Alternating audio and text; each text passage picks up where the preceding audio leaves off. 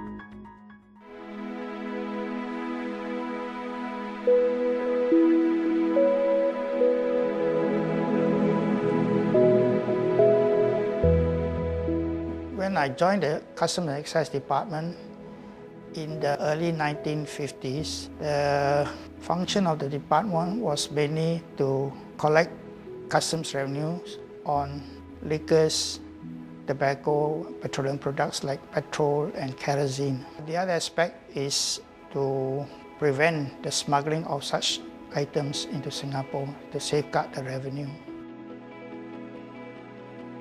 But trade was all along significant, I would say, but the facilitation of trade started after independence. ASEAN came into the picture when we wanted to find a market for our goods. I led the Singapore Customs delegation on the ASEAN Customs study tour, where we studied the procedures in the various ASEAN countries and tried as far as possible to smoothen the flow of goods between the countries. In 1985, a recession hit Singapore. A high-level committee convened to consider options and name improvement in external trade as a major goal. This report resulted in a concentrated effort to implement IT in both the airport and port, and was an important mobilizing factor leading to TradeNet. The TradeNet system was first conceptualized and implemented in 1989. Back then, TradeNet was the world's first single-window system for traders. Almost overnight, the processing time was reduced from 2 to 4 days to hours, and trade documentation processing cost was reduced by 20% or more. The environment was changing, and therefore we also need to evolve as well. After 9/11, security became an imperative for us. We needed to keep trade flowing, but we also need to make sure that nothing dangerous gets into Singapore. At the same time, there were also other demands of making sure that the trade chain itself is secured. And so with these new requirements, it was decided that we should reform the organisation. In April 2003, we transferred some of the border enforcement functions to ICA, and at the same time we moved some of the trade-related functions from iSingapore to Customs. And so with that, we could have an agency that will have the full view of all the entire trade chain, and therefore in a position to optimize it and also to secure it. Singapore Customs has a pro-trade agenda and therefore sees partnership business as key to trade facilitation.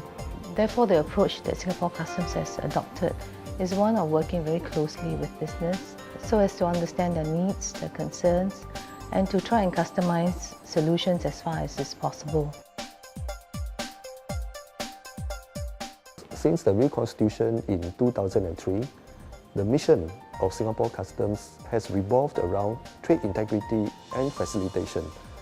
The outcome we want is to strive for a greater trade facilitation. However, trade facilitation has to exist in the context of a robust regulatory system. We regulate trade with a clear end in mind, to enable trade to flow quickly and smoothly. At the same time, those who flout our trade and customs laws should be prevented from undermining the integrity of our trading system. Our aim is to keep a level playing field for all traders.